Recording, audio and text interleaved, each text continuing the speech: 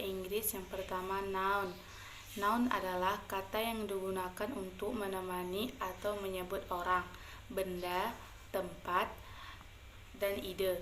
Dengan kata lain, kata ini merujuk pada benda fisik dan konsep abstrak. Noun dapat dicontohkan dengan kata-kata seperti di bawah ini.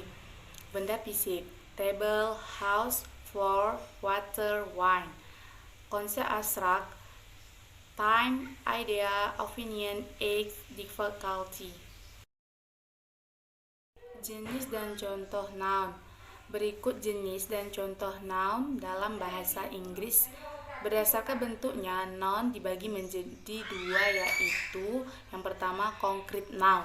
Concrete noun adalah yang dapat diamati oleh panca indera, sehingga sifatnya konkret atau merujuk pada suatu benda secara langsung seperti disinggung di muka. Contohnya, book, bottle, flower, classroom, star, moon. Dan yang kedua, abstract noun.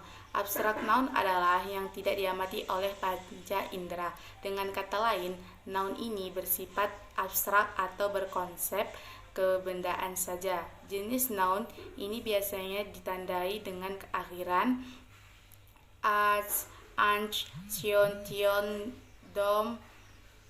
Contohnya happiness, emergency, freedom. Fungsi pronoun. Secara garis besar, fungsi pronoun dalam bahasa Inggris adalah sebagai berikut.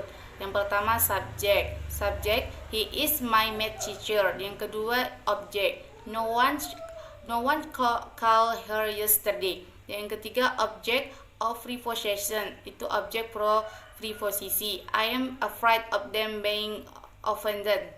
Yang keempat, subjective of complement, penjelas subjek. It is my texted you via WhatsApp. Yang kelima, objective complement itu penjelas objek. This imply made it hers. Dan yang keenam, question word, kata tanya, what is this? Dan yang ketujuh, conjunction, kata sambung. The soft water that he used in the research as the Trados. Dan yang kedua adalah pronoun.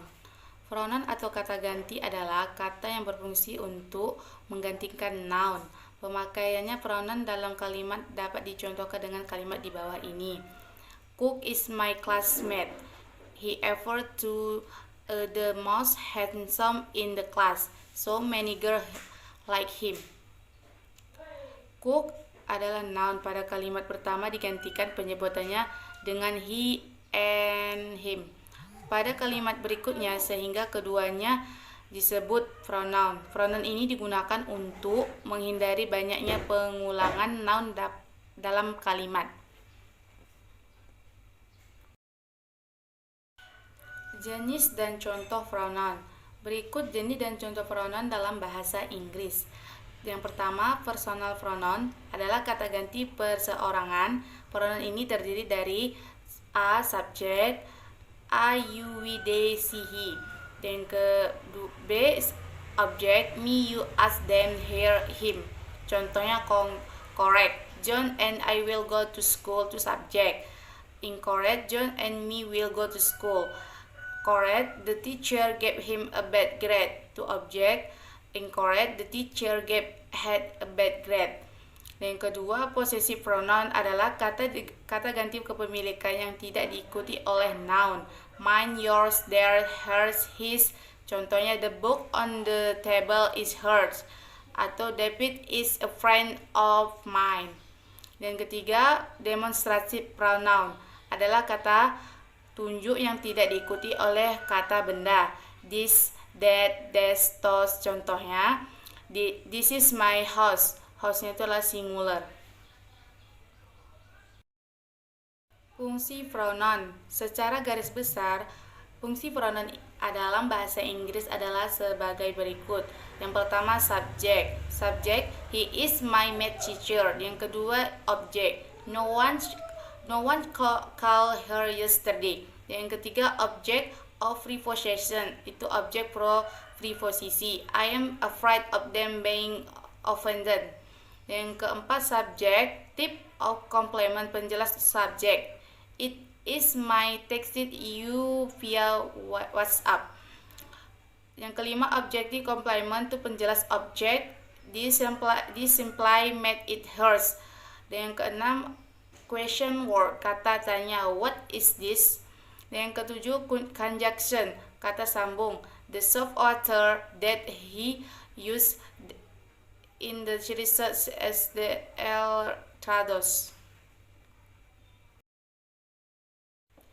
Yang ketiga adalah adverb. Adverb adalah kata keterangannya yang digunakan untuk menjelaskan adjektif, adverb, verb, dan sentence. Penggunaan adverb ini dapat dicontohkan dengan kalimat di bawah ini.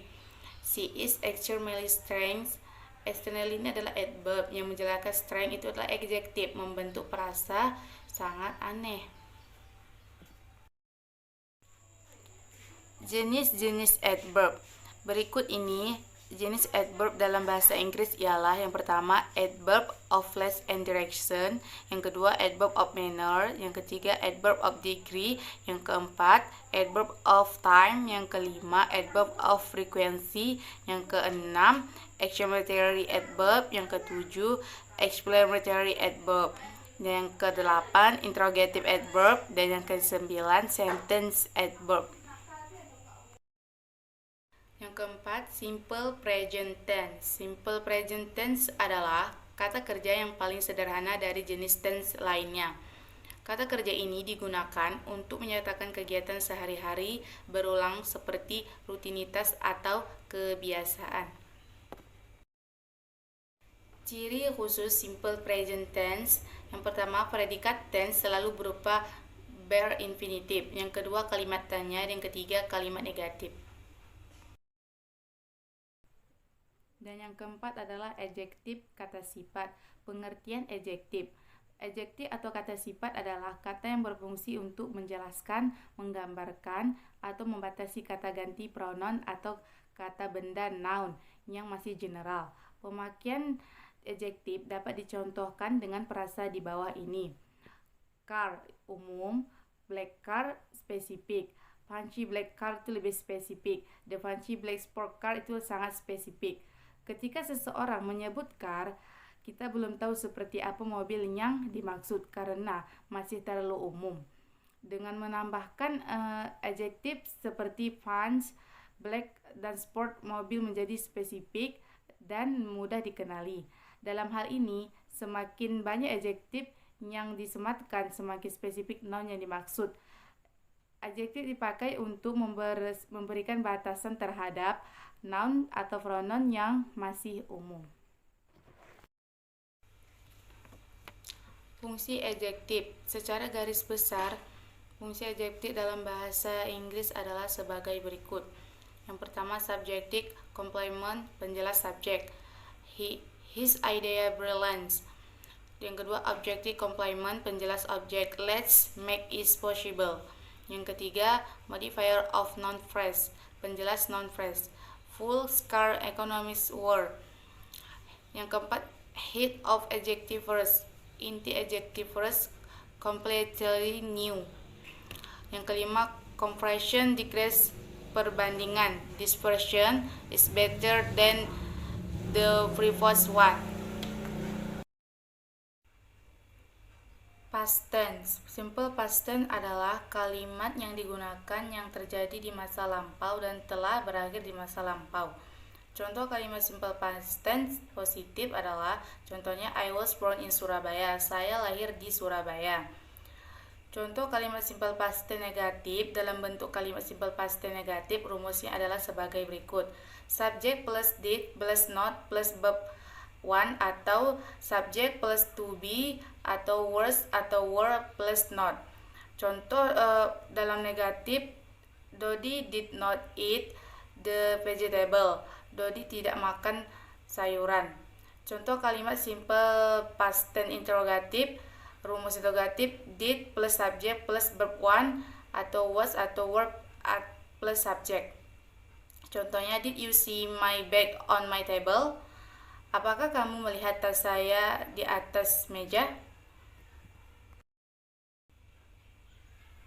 Fungsi simple past tense yang pertama menyatakan suatu peristiwa atau kejadian yang dilakukan di masa lampau dan diketahui pula waktu terjadinya hal tersebut dilakukan. Yang kedua menyatakan suatu peristiwa atau kejadian yang sudah dilakukan dan telah selesai di waktu sama di masa lampau. Dan yang ketiga menyatakan suatu peristiwa, kejadian dan perbuatan yang menjadi kebiasaan di masa lampau. Dan yang keempat menyatakan suatu peristiwa atau kejadian yang seandainya terlaksana dilakukan.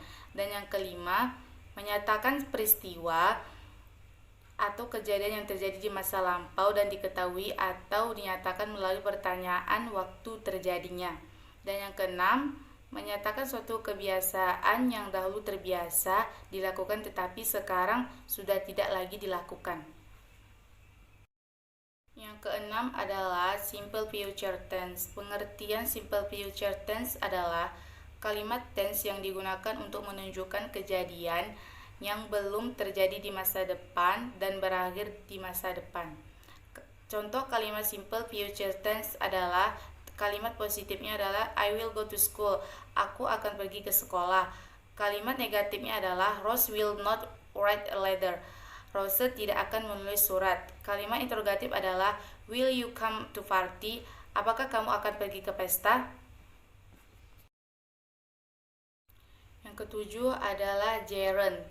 Pengertian gerund adalah bentuk kata kerja yang diberi tambahan huruf ing dan berfungsi sebagai kata benda nouns atau membedakan kata kerja. Contoh kalimat painting is my hobby. Melukis adalah hobiku.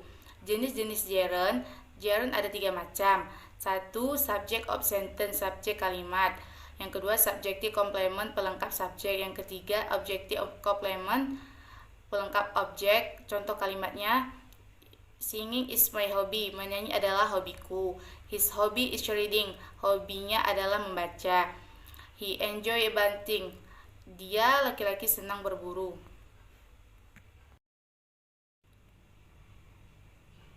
Yang kedelapan adalah conjunction word.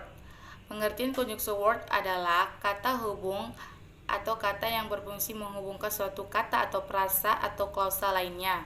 Example, Anna was a hard worker. Anna didn't get what she deserved. Hubungan dua kalimat ini sulit dipahami dan juga tidak benar secara grammar. Anna was a hard worker, but she didn't what deserved. Dua kalimat di atas bisa disatukan dengan conjunction but. Contoh conjunction word yang umum, and, but, because, or, as long as, since, and until. Artikel. Pengertian artikel adalah kata sandang yang digunakan untuk membatasi pengertian dari kata benda nouns. Artikel juga adalah kata sandang yang digunakan untuk memodifikasi kata benda, orang, tempat, atau ide, atau sebuah gagasan secara teknis. Artikel adalah kata sifat adjektif yang dapat memodifikasi kata benda.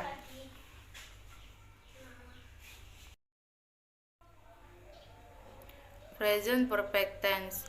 Pengertian present perfect tense adalah suatu bentuk kata yang digunakan untuk menyatakan suatu aksi atau situasi yang telah dimulai di masa lalu dan masih berlanjut sampai sekarang, atau telah selesai pada suatu titik waktu tertentu di masa lalu namun efeknya masih berlanjut. Tense ini biasanya digunakan untuk membicarakan mengenai pengalaman atau perubahan yang melibatkan sebuah tempat. Preposition. Preposition adalah kata yang berfungsinya sebagai dengan bagian lain di dalam kalimat. Kata dengan bahasa Inggris ini bersama objeknya menerangkan verb, kata kerja, noun kata benda, atau adjektif kata sifat. Rumus present perfect tense. Present perfect tense dibentuk dengan auxiliary verb have atau has, dan past participle verb 3 have digunakan untuk I, you, dan plural subject seperti plural pronoun they sama we, plural noun boy sama men. Compound subject dengan kata hubung and, you, and I, Tom, and Jack. Sedangkan has untuk singular subject seperti third person, singular person. Pronoun he, she, it, singular noun Tom, man.